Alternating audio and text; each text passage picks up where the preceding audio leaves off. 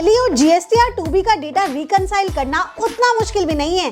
चलिए इसे आसानी से आपको सिखाती हूँ। देखिए, ये आपका टैली से आया हुआ डेटा है और ये आपका जीएसटी पोर्टल से आया हुआ डेटा है। कोई भी एक डेटा पिक कर लो, उसके अंदर यहाँ बिल्कुल लास्ट में जाकर स्टेटस लिख लो और यहाँ पर जैसे ये टैली का डेटा है तो मैंने यहाँ टैली लिख लिया। उसके बाद मैं यहाँ पर जाकर डबल टैप करूंगी ताकि सब जगह यही आ जाए। अब सेम काम मुझे जीएसटी वाले में भी करना है। यहाँ पर जाकर स्टेटस लिखना है, उसके बाद यहाँ पर मैं कह सकती हूँ जीएसटी में इसे लिख देती हूँ और उसके बाद मैं यहाँ डबल टैप कर देती हूँ। हो गया काम। अब बस हमें यहाँ से पूरे डेटा को सेलेक्ट करना है, कॉपी करना है और टैली रॉ डेटा के अंदर जाकर जहाँ पे भी आपका डेटा एंड होता है, और याद रखना बिना हेडिंग के ये काम करना है, यहाँ जाकर इसे पेस्ट कर देना है। पेस्ट करने के बाद ये डेटा एक बन गया है। अब आपको कंट्रोल ए से पूरे डेटा को सेलेक्ट करना है। उसके बाद इंसर्ट में जाकर पिवट टेबल बनानी है, तो हमने यहाँ से पिवट टेबल लिया और उसके बाद हमने ओके कर दिया। तो नई शीट पे एक पिवट टेबल बन के आ गई है। सबसे पहले उस स्टेटस को ही ले लो, स्टेटस को उठाकर कॉलम में रख लो।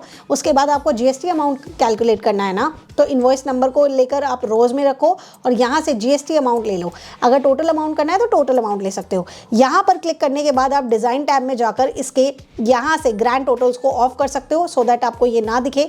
उसके बाद आपके पास ये दोनों की दोनों वैल्यूज आ चुकी हैं। अब आपको डिफरेंस चेक करना है, आसानी से चेक कर सकते हैं।